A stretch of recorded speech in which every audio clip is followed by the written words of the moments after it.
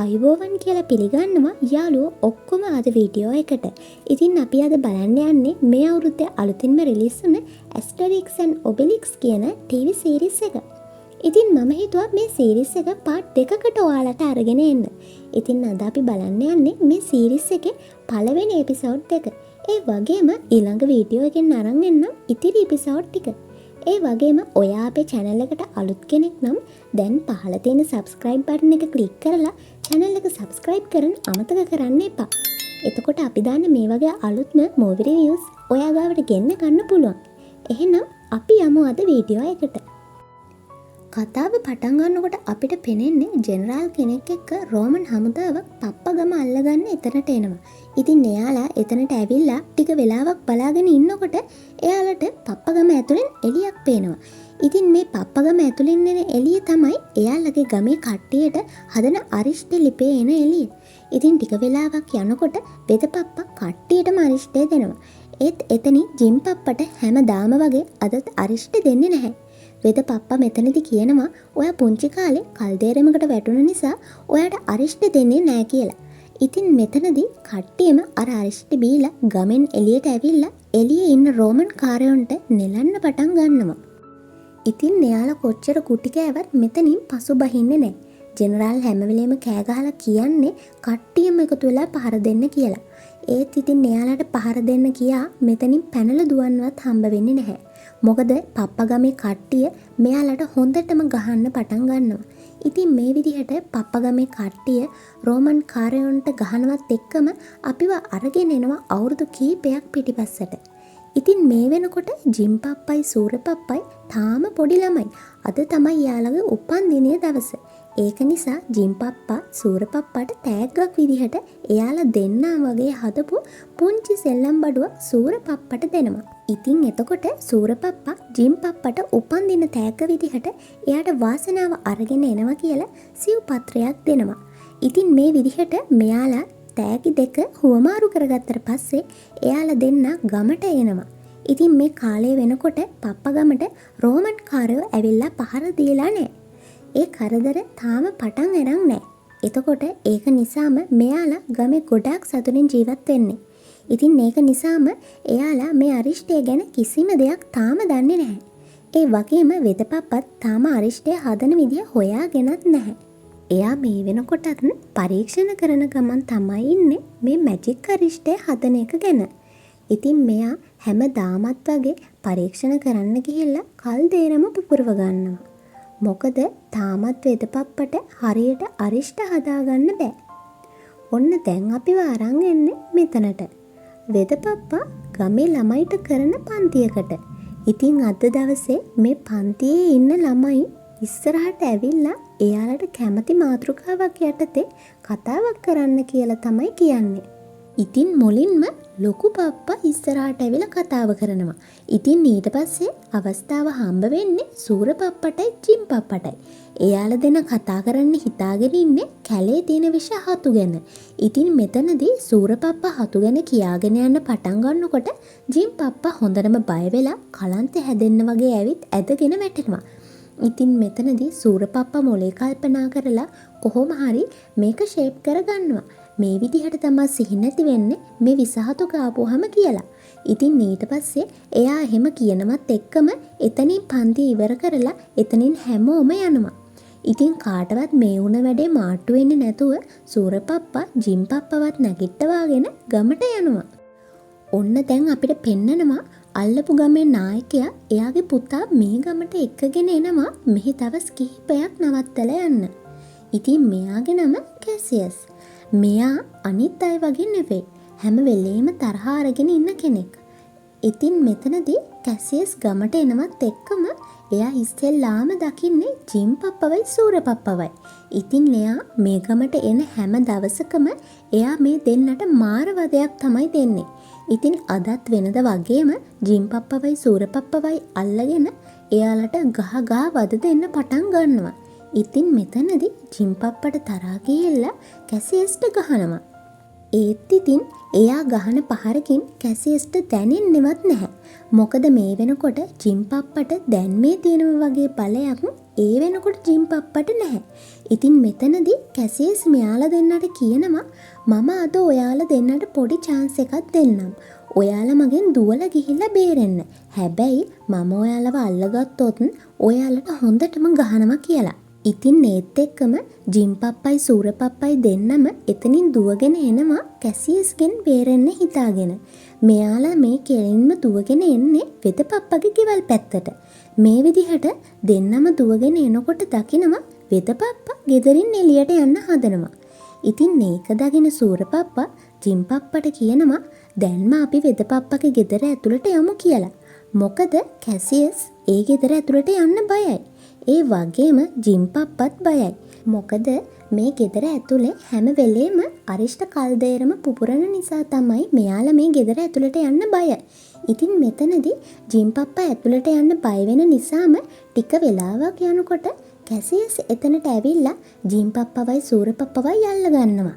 ඉතින් මේත් එක්කම කැසියස් ජිම්පප්පට විහිළු කරනවා. වෙදපප්පගේ ගෙදරට යන්න බයයි නේද? ඔයාලා නම් මහා බයගුල්ලෝ දෙන්නෙක් කියලා. ඒත් එක්කම සූරපප්පට තරහා ගිහිල්ලා කැසියස්ට කියනවා නෑ අපි බය නැහැ කියලා.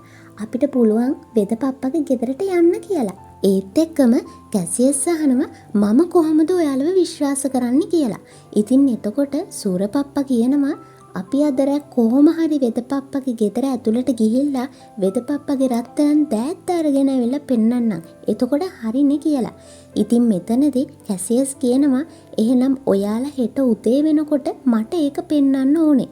හැබැයි ඔයාලා පෙන්වුවේ නැත්තම් අනිවාර්යෙන්ම මම ඔයාලා දෙන්නට ගහනවා කියලා.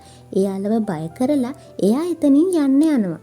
ඉතින් ඊට පස්සේ අපිට පෙන්වන්නේ ඉතා දවසේ රෑ කට්ටියම කෑම ගන්න අතරේ ජිම්පප්පයි සූරපප්පයි හොරෙන්ම වෙදපප්පලගේ ගෙදරට ඇතුළට රිංගනවා. ඉතින් මේ දෙන්න ගේ ඇතුළට ආවට පස්සේ පප්පා යනවා රත්තරන් දෑකැත්ත හොයාගෙන.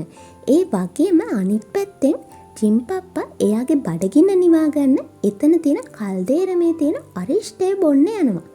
ඉතින් මෙතනදී මෙයා මේ අරිෂ්ඨය බොනකොට මෙයාට තේරෙනවා මේකේ රහ එච්චර හොඳ නෑ කියලා. ඉතින් ඒක නිසා ඒක රහ වෙන්න මෙයා එතන තියෙන පොකරිස්සෙකුයි ස්ට්‍රෝබෙරි ගෙඩි ටිකකුයි දාලා ඒක කලවම් කරලා ඒක පොඩ්ඩක් බොනවා. ඉතින් එතකොට ඒකේ රහ හොඳටම එනවා. ඉතින් මේ විදිහට මෙයාලා වෙදපප්පගේ ගෙදර ඇතුලේ ඉන්නකොට අනිත් පැත්තෙන් කෑම මේසේ ගාව ඉන්න මෙයා වෙදපප්පට කතා කරලා බොරුවට කියනවා බඩ රිදෙනවා කියලා. ඉතින් මෙයා දැන් කරන්න හදන්නේ වෙදපප්පව මෙතනින් බෙහෙතක් අරන් එන්න ගෙදරට යවන්න. එතකොට මෙයාට පුළුවන් වෙදපප්පට සූරපප්පවයි ජිම්පප්පවයි අතටම මාටු කරලා දෙන්න. කොහොම හරි මෙයා වෙදපප්පව ගෙදරට යවනවා. ඉතින් මේ වෙනකොට සූරපප්පා දෑකැත්ත තියෙන තැන හොයාගෙන ඉන්නේ. ඒ වගේම ජිම්පප්පත් අර අරිෂ්ඨය හොඳට වොන ගමන් ඉන්නේ. ඉතින් මෙතනදී ටික වෙලාවක් යනකොට මෙතනට එනවා වෙදපප්පා. ඒත් එක්කම ජිම්පප්පයි සූරපප්පයි එයාලට ළඟම තැන්වල හැංගෙනවා. ඉතින් ටික වෙලාවක් මේ විදිහට මෙයාලා හැංගිලා ඉන්නකොට වෙදපප්පා ඇතුළට ඇවිල්ලා එයාට ඕන කරන බෙහෙත් ටික අරගෙන ආපහු එළියට එනවා. එයා එළියට යනවත් එක්කම එයාට ඇහෙනවා අරිෂ්ඨ කල්දේරම පැත්තෙන් කවුරු හරි ඉන්නවා වගේ සද්දයක්. ඉතින් මේ වෙනකොට අරිෂ්ඨ කල්දේරමට උඩ තියෙන දන්වැලේ තමයි ජිම්පප්පා එල්ලලා ඉන්නේ. ඉතින් මෙතනදී ටික වෙලාවක් යනකොට මේ ජිම්පප්පා එල්ලලා ඉන්න දන්වැල ටික ටික පහත් වෙලා එයා එතනින් පහළ තියෙන අරිෂ්ඨ කල්දේරමට වැටෙනවා. ඒත් එක්කම එතන ලොකු එළියක් එක්ක මේක පුපුරලා යනවා. ඉතින් කට්ටියම හිතන්නේ ජිම්පප්පා මැරුණා තමයි කියලා. ඒත් ඉතින් මේ වෙනකොට ජිම්පප්පට සිහිය නැති වෙලා විතරයි තියෙන්නේ. ඉතින් මේ සිද්ධිය දකින ගමේ හැමෝම ජිම්පප්පට මොකද වුනේ කියලා බලන්න එතනට එනවා. ඉතින් එයාලා ඇවිල්ලා බලාගෙන ඉන්නකොට ජිම්පප්පට සිහිය එනවා. එයා සිහිය ආපු ගමන්ම කියන්නේ එයාට බඩගිනි කියලා. ඉතින් එතකොට එතන ඉන්න හැමෝම ජිම්පප්පට සිහිය ආපු සතුටට එයාට ඇති තරම් කන්න දෙනවා. ඉතින් මේ වෙනකොට ජිම්පප්පා අරිෂ්ට කල්දේරමට වැටුණු නිසා එයාගේ ඇඟට සුපර් පවර් එක ඇවිල්ලායි තියෙන්නේ. මේ කට්ටිය එකතු වෙලා රෑ කන්න දෙන්න පටන් ගත්ත පාර උදේ වෙනකම්ම ජිම්පප්පට කන්න දෙනවා. ඒත් ඉතින් එයාගේ බඩ තාම පිරෙලා නැහැ. මෙයාට තවත් කෑම කන්න පුළුවන්. ඉතින් මේ විදිහට ජිම්පප්පට කන්න දුන්නට පස්සේ අපි වරන් යන්නේ මෙන්න මෙතනට. ජිම්පප්පයි සූරපප්පයි හිම බෝල සෙල්ලම් කරනවා. මෙතනදී ජිම්පප්පා ගහන හිම බෝලයක් එතන ළඟ තියෙන වහලක වැදිලා ගෙවල් 3ක වහල හිල් කරගෙන යනවා. ඉතින් මේක දකින ජිම්පප්පයි සූරපප්පයි ඉක්මනටම එතන කට්ටිය එයාව දකින්න කලින් මෙතනින් පැන ගන්නවා. ඊට පස්සේ එනවා මෙන්න මේ තැනට. මේක නිකන් එයාලගේ පූජනීය තැනක් වගේ ප්ලේස් එකක්. එතනට ගිහිල්ලා ජිම්පප්පා බලනවා එතන තියෙන පොඩි පොඩි ගල් එයාට උස්සන්න පුළුවන්ද කියලා. බලනකොට මෙයාට ඕන ගලක් කිසිම අමාරුවක් නැතුව උස්සන්න පුළුවන්. ඉතින් ඊට පස්සේ හිතනවා එතන තියෙන ලොකු ගලුත් උස්සන්න පුළුවන්ද කියලා. බලනකොට එයාට ඒකත් කිසිම ගාණක් නැතුව උස්සන්න පුළුවන්. ඉතින් මෙතනදී සූරපප්පා ජිම්පප්පට කියනවා ඔයාට එදා වුණ දෙයින් සුපිරි බලයක් හම්බෙලා තියෙන්නේ කියලා. ඒ වගේම අපි මේක ගැන කාටවත් කියන්නේ නැතුව ඉමු. මේක රහසක් විදිහට අපි ආරක්ෂා කරමු කියලා. එයා ජිම්පප්පවත් එක්කගෙන එතනින් යන්න හදනකොටම එතනට එනවා ඉතින් කැසියස්. කැසියස් එයාලට හම්බෙනවත් එක්කම එයා ජිම්පප්පගෙනුයි සූරපප්පගෙනුයි යහනවා කෝ දැන් අර ගේනවයි කිව්ව රත්තරන් දෑගැත්ත කියලා. ඉතින් එතකොට ජිම්පප්පා සූරපප්පගෙන් අහනවා මම මෙයාට විතරක් අර රහස ගැන කියන්නද කියලා. එතකොට සූරපප්පා කියනවා එපා ඒක ගැන අපි කාටවත් කියන්නේ නෑ කියලානේ පොරොන්දුනේ කියලා. ඒත් එක්කම කැසියස් ගොඩක් තරහෙන් ජිම්පප්පගෙන් අහනවා මොකද්ද ඔයාලා මට නොකියන හංගන් ඉන්න රහස දැම්ම මට කියන්න කියලා. එහෙම අහලා ගොඩක් තරහගෙන මෙයා ජිම්පප්පට ගහන්න යද්දිම ජිම්පප්පා එයාට එක අතකින් පහරක් දෙනවා. ඒකට කැසියස් එතනින් ඈතට වීසි වෙලා යනවා. ඉතින් මේ සිද්ධිය දකිනවා වෙදපප්පා.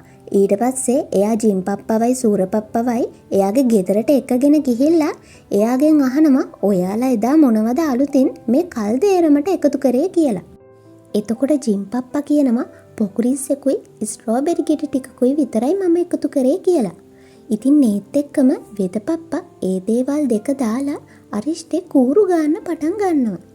ඒත් ඉතින් මේ දේවල් දෙක දැම්මට මේක සම්පූර්ණ වෙන්නේ නැහැ. ඉතින් ඊට පස්සේ ආපහු සැරයක් එයා ජිම්පප්පගෙන් අහනවා හොඳට මතක් කරන්න තව මොනවාද ඔයාලා දැම්මේ කියලා. ඒත් එක්කම සූරපප්පට මතක් වෙනවා එයාර උපන්දින තෑග්ගක් විදිහට දුන්න සිව්පත්‍රය. ඉතින් එයා කල්දේරමට වැටෙන වෙලාවේ එයාගේ සාක්කුවේ තමයි ඒක තිබ්බේ. ඉතින් මේක ගැන වෙදපප්පට කිව්වට පස්සේ වෙදපප්පයි මේ දෙන්නයි යනවා සිව්පත්‍රයක් හොයන්න. ඊට පස්සේ සිව්පත්‍රයක් හොයාගෙන ඇවිල්ලා ඒක අරිෂ්ට කල්දේරමට දාලා මැජික් අරිෂ්ටය සම්පූර්ණ කරනවා. ඉතින් මෙතනදී මුලින්ම ජිම්පප්පා ඒ රස බලන්නම් කියලා ඉස්සරහට එනකොට වෙදපප්පා හැමදාම වගේ එයාට කියනවා ඔයා අරිෂ්ට කල්දේරමට වැටුණ නිසා ඔයාට මේ වගේ රස බලන්න වෙන්නේ නැහැ කියලා. එයාව පැත්තකට කරලා වෙදපප්පා ඇවිල්ලා ඒක රස බලනවා. ඉතින් ඒත් එක්කම වෙදපප්පට සුපිරි බලයක් හම්බ වෙනවා. හැබැයි ඒක වැඩි වෙලාවක් තියෙන්නේ නැහැ. ඉතින් මේක දකින වෙදපප්පා ජිම්පප්පගෙන් අහනවා ඔයාගේ ඇඟේ තිබ්බ බලයත් මේ වෙනකොට අඩු වෙලාද කියලා.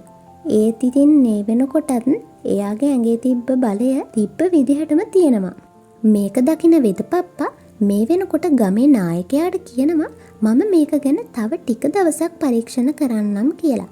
මේකේ බලය වැඩි කරගන්න කාලයක් කොහොමද තියාගන්නේ කියලා. එතකන් අපි හැමෝම ගමේ අයගෙන් මේක රහසක් විදිහට තියාගමු කියලා. ඒත් එක්කම නායකයා වෙදපප්පට කියනවා මේක ගමේ අයට දැනගත්තට ප්‍රශ්නයක් වෙන්නේ නැහැ කියලා. ඒ වගේම එයාලා මේක බුද්ධිමත් විදිහට පාවිච්චි කරයි කියලා. ඉතින් ඊට පස්සේ වෙදපප්පා එයාලගේ අරිෂ්ට කල්දේරමේ ගමේ අයට දෙනවා. ඉතින් මේක ගමේ අයට හම්බුණාට පස්සේ වඳුරට දැලිපිහිය හම්බුණා වගේ තමයි. මෙයාලා මේ කල්දේරමේ තියෙන අරිෂ්ට බිබි එයාලගේ එදිනෙදා ගමේ වැඩ කරන්න පටන් ගන්නවා. ඉතින් මේක මෙයාලා බොන එක නවත්තන්නෙත් නැහැ. බලය අඩු වෙන්න ආයෙත් ඇවිත් බොනවා. ටික වෙලාවක් යනකොට කට්ටිය මේ අරිෂ්ට කල්දේරමට ගහ ගන්නත් පටන් ගන්නවා. ඉතින් මෙයාලා මේ විදිහට රණ්ඩු වෙන එක ගහගන්න එක සාමාන්‍ය පුරුද්දක්. ඉතින් මෙතනදී වෙදපප්පා මේක දිහා බලාගෙන ඉඳලා බැරිම තැන එතන හැමෝටම කෑ ගහලා එතනට ඇවිල්ලා අරිෂ්ට කල්දේරම බිමට පෙරලලා කියනවා මම ආයේ කවදාවත් මේ ගමේ මිනිස්සුන්ට අරිෂ්ටය හදලා දෙන්නේ නැහැ කියලා. ඉතින් ඊට පස්සේ එයා එතනින් ගොඩක් තරහින් ගිහින් එයාගේ ගෙදරට වෙලා දොර වහගන්නවා. ඔන්න ඉතින් අපිව ආයෙ අරන් එන්නේ ආයෙ මුලින් පටන් ගත්ත ටිකට. පළවෙනි කොටස පටන් ගද්දී පෙන්නපු විදිහට රෝමන් කාරයෝ මේ වන විට ගම වට කරලා තියෙන්නේ. ඉතින් මෙතනදී වෙදපප්පා එයාගේ අරිෂ්ටේ මේ අයට පොලිමේ එන්න කියලා බෙදන්න පටන් ගන්නවා. ඉතින් එයා එදා ගොඩක් තරහින් ආයෙ අරිෂ්ටේ හදන්නේ නැහැ කියලා ගියාට රෝමන් කාරයින්ගෙන් ගම බේරගන්න ඕන නිසා ආයෙත් හදන්න පටන් ගන්නවා. ඉතින් ওই විදිහට පප්පා ගමේ කට්ටිය අරිෂ්ට බීලා රෝමන් කාරයන්ට ගහන්න පටන් ගද්දි තමයි පළවෙනි එපිසෝඩ් එක ඉවර වෙන්නේ. ඔන්නෝම තමයි මේකේ පළවෙනි කොටස ඉවර වෙන්නේ. ඉතින් අපි දෙවෙනි කොටසෙන් හම්බ වෙන තුරු අතට සමුගන්නවා. මේ වගේ ලස්සන මූවි රිවිව්ස් බලන්න අපේ channel එක subscribe කරලා තියාගන්න අමතක කරන්න එපා. එහෙනම් අපි ඊළඟ වීඩියෝ එකෙන් ආයෙ ඉක්මනින්ම හම්බ වෙමු.